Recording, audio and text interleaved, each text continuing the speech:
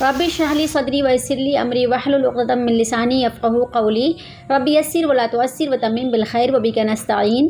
السلام علیکم، کیسے ہیں آپ لوگ؟ امید ہے کہ آپ لوگ خیریت سے ہوں گے۔ الحمدللہ ہم بھی بالکل ٹھیک ہیں۔ تو آج ہم آپ لوگوں کو بتانے والے ہیں کہ ہماری دعا قبول کیوں نہیں ہوتی ہے، اور ہم میں سے اکثر لوگوں کو اس بات کی شکایت ہے کہ ہماری دعا قبول نہیں ہوتی، اللہ تعالیٰ ہماری سنتا ہی نہیں ہے۔ تو دعا قبول کیوں نہیں ہوتی ہے، سب سے پہلے اس بات کو جاننے کی ضرورت ہے کہ ہم جو دعا کرتے ہیں تو کیا وہ دعا کے آداب اور شرائط کے مطابق ہیں یا نہیں ہیں۔ جامع ترمذی کی ایک روایت ہے کہ نبی اکرم صلی اللہ علیہ وسلم نے ارشاد فرمایا کہ دعا ایک عبادت ہے، جس طرح سے دوسری عبادات ہیں نا، اسی طرح سے نبی اکرم صلی اللہ علیہ وسلم نے دعا کو بھی عبادت فرمایا ہے۔ اور ایک روایت میں ہے کہ نبی اکرم صلی اللہ علیہ وسلم نے ارشاد فرمایا کہ اللہ کے نزدیک دعا سے زیادہ عظمت والا کوئی عمل نہیں ہے۔ مطلب یہ ہے کہ جو دعا ہے وہ بہت ہی عظمت والا عمل ہے، اور دعا سے تقدیر بدل سکتی ہے۔ جیسے کہ نبی اکرم صلی اللہ علیہ وسلم نے ارشاد فرمایا کہ اگر کوئی چیز تقدیر بدل سکتی ہے تو وہ دعا ہے۔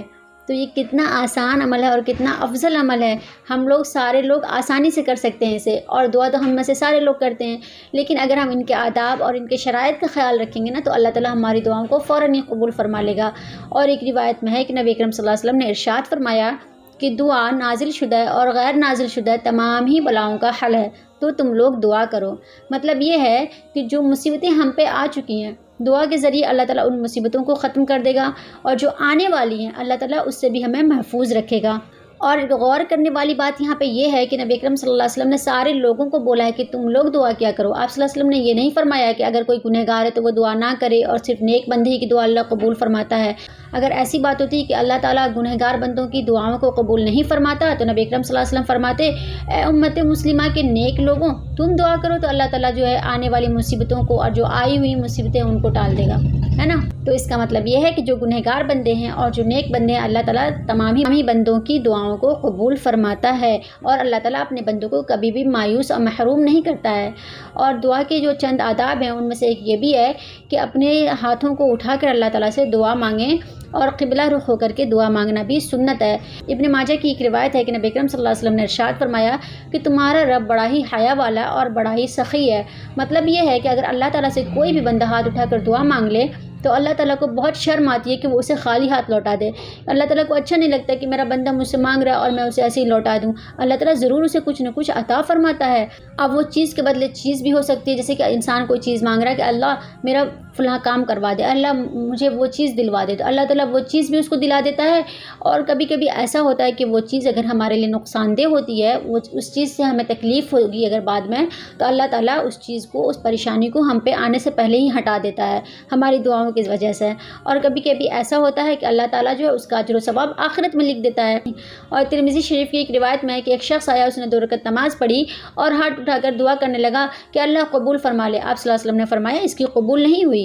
صحابہ کرام نے عرض کیا کہ اللہ کے رسول صلی اللہ علیہ وسلم اس کی قبول کیوں نہیں ہوئی؟ تو آپ صلی اللہ علیہ وسلم نے فرمایا کہ جب بھی تم دعا کرو تو سب سے پہلے اللہ تعالیٰ کی حمد و ثنا بیان کرو، اللہ کی عظمت اور بڑائی بیان کرو، اس کے بعد مجھ پہ درود پڑھو، اور پھر اپنی حاجت اور ضرورت کی دعا مانگو تو اللہ تعالیٰ تمہاری دعاؤں کو قبول فرما لے گا۔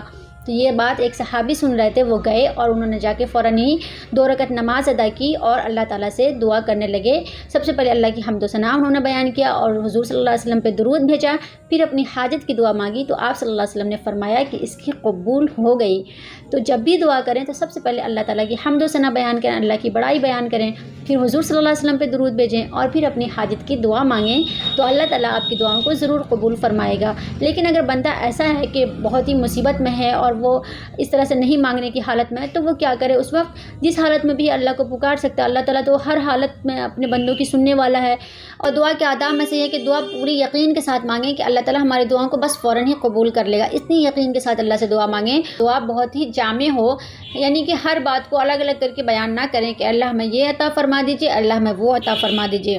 جیسے کہ اگر ہم جنت طلب کریں تو ہم یہ بولیں کہ اللہ ہمیں جنت الفردوس عطا فرما، یا اے اللہ تبارک تعالیٰ ہمیں جنت عطا فرما۔ یہ نہ بولیں کہ اللہ ہمیں جنت عطا فرما، اس میں حوریں عطا فرما، اس میں نہریں عطا فرما، بلکہ جامع دعا ہو۔ ہمیشہ اپنے گناہوں کا پہلے اقرار کریں کہ اے اللہ تعالیٰ میں بہت ہی گنہگار بندہ یا بندی ہوں، اے اللہ ہم نے اتنے گناہ کیے ہیں لیکن تو میرا پروردگار ہے، تو میرا خالق ہے، اے اللہ تو ہمیں بخش دے، اللہ تو ہمارے گناہوں کو درگزر فرما دے، تو اللہ تعالیٰ آپ کی دعاؤں کو ضرور قبول فرمائے گا۔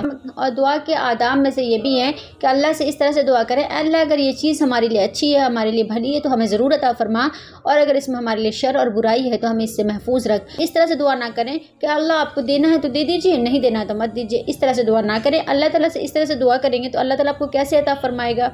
ہمیں عاجزی ہونی چاہیے، انکساری ہونی چاہیے۔ آپ کچھ مانگ رہے ہیں نا اللہ تعالیٰ سے، تو اللہ تعالیٰ کے سامنے جب بھی دعا کریں بہت ہی عاجزی کے ساتھ، بہت ہی انکساری کے ساتھ، اور جو آداب جو شرائط ہیں ان سارے شرائط اور آداب پر عمل کرتے ہوئے دعا مانگیں۔ اللہ تعالیٰ آپ کی دعاؤں کو ضرور قبول فرمائے گا، اور اللہ تعالیٰ ہر حالت میں جو بھی حالت ہے آپ کی اس حالت میں دعا مانگیں گے تو اللہ تعالیٰ ضرور قبول فرمائے گا۔